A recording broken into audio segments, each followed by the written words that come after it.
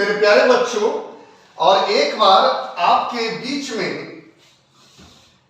हम फिर से आपके लिए एक नया क्लास लेकर आए हैं और जिस क्लास की चर्चा हम आपके सामने करेंगे वो आपका है पैरेलल कंस्ट्रक्शन ऑफ एडजेक्टिव। यानी कि पैरेलल कंस्ट्रक्शन ऑफ एडजेक्टिव के अंदर में बहुत बच्चों को तकलीफ होता है कि सर थोड़ा सा डिफिकल्ट है और इसको देख लिया जाए। यानी कि पैरेलल कंस्ट्रक्शन ऑफ एडजेक्टिव क्या होते हैं, इसके विषय में आज हम लोग जानेंगे और हम उम्मीद कर रहे होंगे कि आप लोगों को जो भी प्रीवियस क्लासेस जो हमने आपको दिया है वो आपको पसंद आ रहा होगा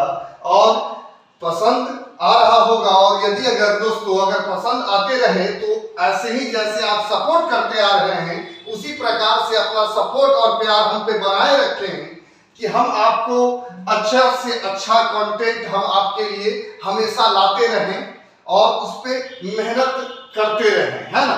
तो आइए हम टॉपिक पे चर्चा करते हैं और जिस टॉपिक का नाम है पैरेलल कंस्ट्रक्शन ऑफ एडजेक्टिव, जो कि जैसा कि हमने आपको वादा किया था कि एडजेक्टिव का क्लास हम लेंगे और वो बिल्कुल फ्री क्लासेस होगा। तो एडजेक्टिव क्लास 4 आपके सामने है और उस टॉपिक का नाम है पैरेलल कंस्ट्रक्शन ऑफ एडजेक्टिव।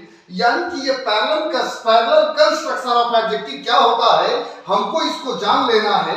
तो उसको जानना है, उसको जानने से पहले हम डायरेक्ट कुछ ही क्षणों में इसको कुछ एग्जाम्पल के माध्यम से आसान तरीके से समझ लेते हैं, है ना। तो हमने कहा है कि पैरेलल कंस्ट्रक्शन ऑफ एडजेक्टिव के अंदर में कि रोहित की बैटिंग रैना से अच्छी है। देखिए तकलीफ ये है कि बच्चों को इंग्लिश तो दूर की बात है, कहीं ना कहीं हिंदी के अंदर में भी बहुत ज्यादा तकलीफ होता है। और जब भी आपका लैंग्वेज के अंदर में जब तकलीफ होगा, हिंदी हो या इंग्लिश हो, बउआ अगर लैंग्वेज के अंदर में अगर आपको तकलीफ होगा तो आपको इंग्लिश के अंदर में भी परेशानी होगी। यानी कहने का मतलब है कि आप शब्द को लिखते हैं, हिंदी शब्द का भी जब आप चयन करते हैं तो हिंदी शब्द भी आपका वो गलत होता है और अब ये हम साबित करेंगे। हमने कहा कि रोहित की बैटिंग, आइए पहला पॉइंट में आते हैं, रोहित की बैटिंग रैना से अच्छी है। जनरली लोग कहते हैं कि रोहित की बैटिंग रैना से अच्छी है, तो सर जी सही है।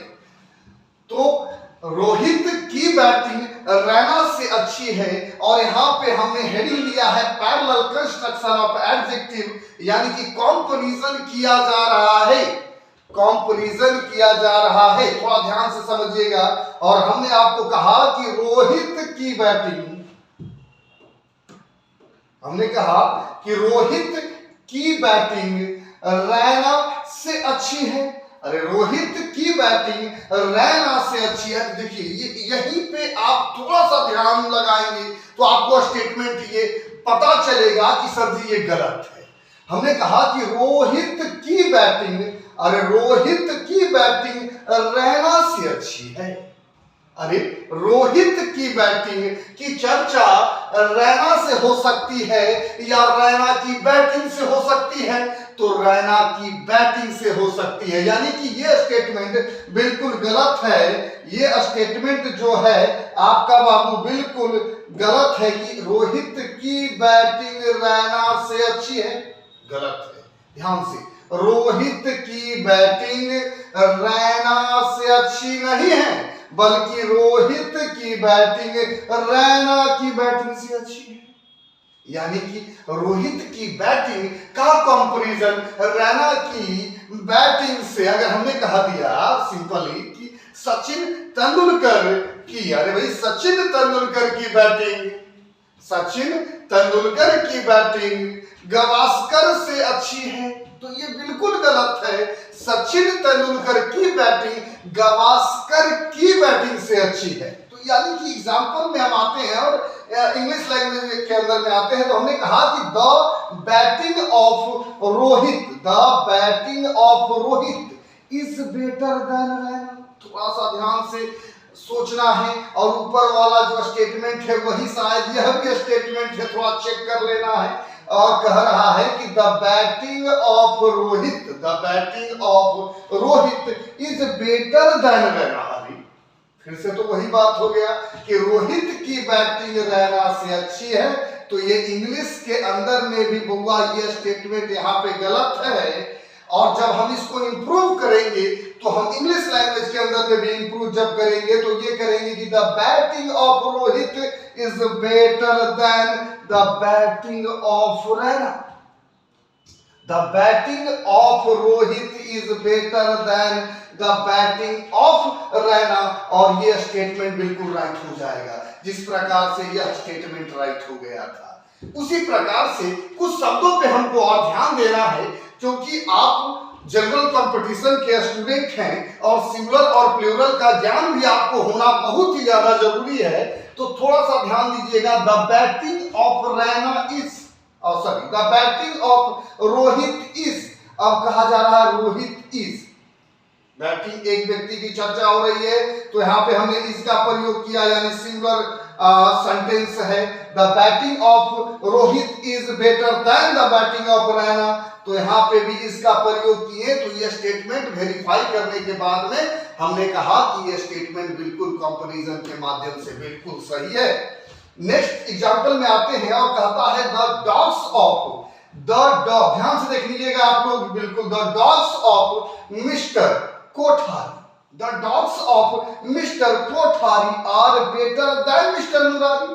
द डॉग्स ऑफ, सबसे पहले कुत्ता की कुत्ते, तो कुत्ता की चर्चा नहीं हो रही है बल्कि कुत्ते की चर्चा हो रही है, डॉग का नहीं बल्कि डॉग्स का चर्चा हो रहा है बाबू। तो ये सिंगुलर नहीं, सबसे पहले प्लूरल है, यानी कुत्ता नहीं कुत्ते हैं, डॉग नहीं डॉग्स है। तो यहाँ इज नहीं आर है, तो इस मामला में तो बिल्कुल आप समझ गए होंगे कि प्लूरल के साथ प्लूरल वर्ब का यूज और सिंगुलर के साथ में सिंगुलर वर्ब का हम लोग यूज कर रहे हैं, चला है ना। तो जब हम पूरे स्टेटमेंट को पढ़ेंगे तो हमने कहा था dogs of mister Kothari are better than mister Murari. अरे मिस्टर कोठारी का कुत्ता अरे मिस्टर मुरारी से अच्छा है, बिल्कुल गलत है। अरे मिस्टर मुरारी से अच्छा होगा। अब किसी को अगर बोल दिया जाए तो तुरंत में दे देगा धड़ाक, कहेगा रे आदमी का कंपैरिजन हमसे कुत्ता का कर रहा है। तो यहाँ पे जब चर्चा हमने सुधारा और इसको इंप्रूव किया तो कहा कि the dogs of mister Kothari are better than the dogs of mister Murari, यानी कि मिस्टर कोठारी का कुत्ता मिस्टर मुरारी के कुत्ते से अच्छा है, बढ़िया है, ठीक है। तब यह स्टेटमेंट जाकर आपका क्या हुआ, राइट हुआ। आइए कुछ और एग्जाम्पल के माध्यम से हम लोग समझते हैं। हमने कहा दिया मेरा जूता तुमसे महंगा, रे मेरा जूता तुमसे महंगा है। अब थोड़ा ध्यान से, मेरा जूता तुमसे, मेरा जूता तुमसे महंगा है, मेरा शर्ट तुमसे महंगा है, मेरा पैंट तुमसे महंगा है। यह कंपैरिजन बिल्कुल गलत है बाबू। यानी कि कंपैरिजन की चर्चा जब अगर होती है तो हमेशा दो बराबर इकाई के बीच में होती है। मेरा जूता का कंपैरिजन, अरे भाई मेरा जूता का कंपैरिजन तुमसे नहीं बल्कि तुम्हारे जूते से। मेरा शर्ट का कंपैरिजन तुमसे नहीं बल्कि तुम्हारे शर्ट से। मेरा पैंट का कंपैरिजन तुमसे नहीं बल्कि तुम्हारे पैंट से। तो स्टेटमेंट हिंदी में भी कहता है सही है, मेरा जूता तुमसे महंगा महंगा, खुश होके हिंदी वाला स्टेटमेंट भी पकड़ नहीं पाता है बच्चा सब और कह देता है सर जी की सही है। ये स्टेटमेंट बिल्कुल गलत है। और जब इसको इंप्रूव किया गया तो कहा गया कि मेरा जूता तुम्हारे जूते से महंगा है। ये स्टेटमेंट बिल्कुल राइट है कि मेरा जूता तुम्हारे जूते से महंगा है, क्योंकि कंपैरिजन हमेशा दो बराबर यूनिट के बीच में ही हो सकता है। आइए हमने कहा कि my shoes is costly then you, और my shoes is costly then you. फिर वही बात देखो, मेरा जूता तुमसे महंगा है, गलत। कहता है my shoes is costly than और योर शूज, तुम्हारे जूते से महंगा है। ये स्टेटमेंट बिल्कुल राइट। नीचे आते हैं और हम नेक्स्ट एग्जांपल में जाते हैं तो कहता है the singing of Shreya is better than Neha. The singing of Shreya is better than Neha, यानी श्रेया और नेहा की चर्चा हो रही है तो द सिंगिंग की भी चर्चा हो रही है। अब हमने चर्चा जब अगर किया तो कहा कि the singing of Shreya is better than Neha, ये स्टेटमेंट बिल्कुल रॉन्ग है चला। यानी कि जब चर्चा अगर होगी तो श्रेया की गाने की जब चर्चा यदि अगर होगी तो नेहा के गाने से होगी, नेहा से बिल्कुल नहीं होगी। उसी प्रकार यह स्टेटमेंट आपका रॉन्ग है और जब हम राइट करेंगे तो the singing of Shreya is better than the singing of Neha. अब यह स्टेटमेंट 100% आपका सही है और हम उम्मीद करते हैं कि हमारे हर एक बच्चों को समझ में बेहतर तरीके से आ रहा होगा। और जब अगर अच्छा लगे तो लाइक शेयर और कमेंट करते रहें और साथ साथ ही आप सब्सक्राइब भी बिल्कुल करते रहें, है ना। आइए कुछ और एग्जाम्पल के माध्यम से इस टॉपिक को हम और समझ लेते हैं बेहतर ढंग से। हमने कहा कि पटना का मौसम दिल्ली से अच्छा है। अरे पटना का मौसम दिल्ली से अच्छा है, पटना का मौसम दिल्ली से अच्छा कभी नहीं हो सकता है। पटना का मौसम दिल्ली के मौसम से अच्छा है, पटना का मौसम दिल्ली के मौसम से अच्छा है। यानी ऊपर वाला स्टेटमेंट बिल्कुल राइट है और सॉरी नीचे वाला स्टेटमेंट बिल्कुल सॉरी पटना का मौसम दिल्ली से अच्छा है, ऊपर वाला रॉन्ग है और नीचे वाला स्टेटमेंट बिल्कुल राइट है। उसी को हमने इंग्लिश में भी लिखा है कि the climate of Patna is better than Delhi. The climate of Patna is better than Delhi, ये स्टेटमेंट बिल्कुल रॉन्ग है। कहा जा रहा है वही कि पटना का मौसम दिल्ली से अच्छा है, the climate of Patna is better than Delhi, तो रॉन्ग। अब इसी को इंप्रूव जब किया जा रहा है तो कहा जा रहा है चला कि the climate of Patna is better than the climate of Delhi. ये स्टेटमेंट बिल्कुल राइट है क्योंकि पटना का मौसम का कंपैरिजन दिल्ली के मौसम से, अरे शिमला का मौसम का कंपैरिजन मनाली के मौसम से, अरे राजस्थान का मौसम का तुलना किसी और के जगह से, कोई और भी स्थान से, यानी कि तुलना यानी कि कंपैरिजन हमेशा समान यूनिट के साथ में होता है। ये बात आपको बिल्कुल याद रखनी है ना। आइए और कुछ और सवाल के माध्यम से हम लोग समझ लेते हैं। हमने कहा कॉमन ईरर का भी सवाल आ जाता है और बच्चा कहता है सर परेशानी है, तो देखिए परेशानी होता है कि नहीं होता है हम लोग भी चेक कर लेते हैं। और क्वेश्चन नंबर 1 में कहता है कि the condition of Punjab, the condition of Punjab A number is worse than, अरे इज वर्स देन कश्मीर।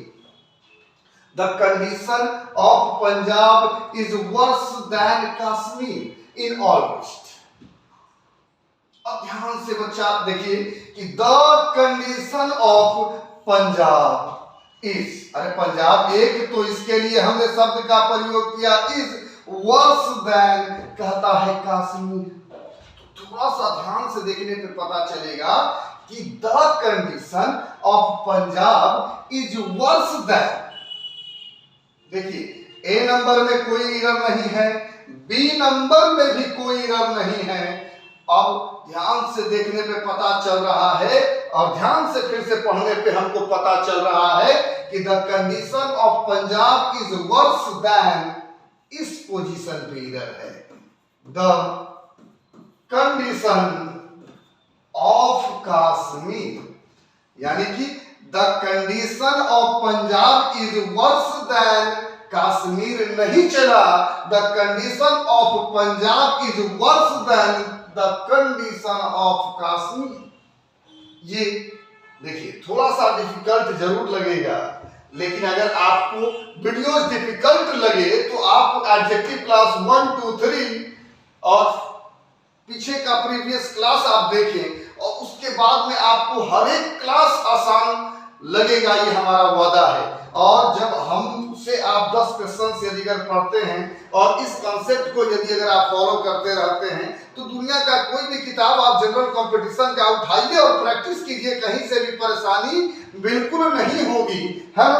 तो हम इस माध्यम से क्वेश्चंस को डील करते रहेंगे और आसान तरीके से समझते रहेंगे। तो हमारा जो आंसर आपका मिला कि the condition of Punjab is worse then the condition of Kashmir. तो आंसर होगा सी नंबर। नेक्स्ट क्वेश्चन में जब आते हैं तो हम कहते हैं कि it is known that A number the rainfall in Ranchi is heavier than गया, or is heavier than गया। फिर से थोड़ा उसी कॉन्सेप्ट पे आएंगे कि it is known that the rainfall in Ranchi is heavier than. थोड़ा सा ध्यान से देखिए और ध्यान से इस क्वेश्चन को डील कीजिए। It is known that the rainfall in Ranchi is heavier than, यहाँ पे इधर है और कहता है द रेनफॉल ऑफ गया, यानी कि कंपैरिजन करना है। रेनफॉल का कंपैरिजन दो स्थान से हो रहा है, एक रांची से और दूसरा गया से। तो it is known that the rainfall in Ranchi is heavier than गया। और हमारा जो आंसर मिला डी नंबर। देखिए इसके अंदर में कुछ और तरीके हैं जिस माध्यम से भी आप बेहतर समझ सकते हैं। हमने आपको एक तरीका बताया है, लेकिन अगर इससे भी अगर हम आपको एक से अधिक तरीकों से भी हम आपको बेहतर ढंग से बता सकते हैं। जब हम पिछले एग्जांपल्स में आए थे तो इसके अंदर में जो चर्चा किया गया था कि द डॉग्स ऑफ, अरे कुत्ता नहीं कुत्ते, तो जब कुत्ते की संख्या एक से अधिक थी कि the dogs of mister Kothari are better than mister Murari, तो हमने कहा गलत, the dogs of mister Kothari are better than the dogs of mister Murari, ये सही। लेकिन इसको एक और माध्यम से भी हम प्लूरल बना सकते हैं या इसको और एक माध्यम से भी इंप्रूव कर सकते हैं। जब हम ध्यान से देखेंगे कि द डॉग्स का चर्चा प्लूरल यानी डॉग्स प्लूरल, तो उसके लिए दोज का भी प्रयोग कर सकते हैं। अगर कुत्ते हैं तो दोज, और अगर यानी कि कुत्ता है सिर्फ एक कुत्ता है तो दैट, यानी कि the dogs of mister Kothari are better than the dogs. The dogs को छोड़ दीजिए, अगर दूसरा माध्यम यहाँ इस डॉग्स के लिए अगर प्रयोग करेंगे तो हम एक शब्द प्रयोग कर सकते हैं दोज ऑफ मिस्टर मुरारी। उसी प्रकार से सिंगुलर शब्द के लिए हम दैट का यूज कर सकते हैं। अगर डॉग्स के स्थान पर यदि अगर सिर्फ डॉग होता तो यहाँ पर इस दोज के स्थान पर हम दैट शब्द का यूज करेंगे। यानी कि सिंपल शब्दों में समझना है कि जब एनिमल्स की चर्चा हो या किसी इंसान की भी चर्चा हो तो हम दोज और दैट का यूज करेंगे, लेकिन सिंगुलर और प्लूरल के कॉन्टेक्स्ट में हम हमेशा ध्यान देंगे। प्लूरल यदि अगर होगा तो दोज और सिंगुलर होगा तो दैट। और इसी बानी से हम अपने क्लास को विराम देंगे और हम नेक्स्ट वीडियोज के अंदर में आपसे फिर मुलाकात करेंगे एक नए टॉपिक के साथ में, एक नए उमंग से और नए एक्साइटमेंट से। और सिंपल सा है भाई कि हमको बिहार, झारखंड, यूपी या फिर ऑल ओवर इंडिया के जितने भी कमजोर बच्चे हैं उनको हमको इंग्लिश सिखाना है और उसके अंदर में हमने कहीं से कमी नहीं छोड़ना है और हम मेहनत लगातार करते रहेंगे आपके लिए। और इसी प्रकार से आपका सपोर्ट बना रहना चाहिए। और अगर क्लास बढ़िया लगता है तो लाइक, शेयर एंड सब्सक्राइब करते रहें और सपोर्ट करें, क्योंकि आपकी प्यार की आवश्यकता हमको हमेशा पड़ेगी। चलिए, okay, thank you and good night.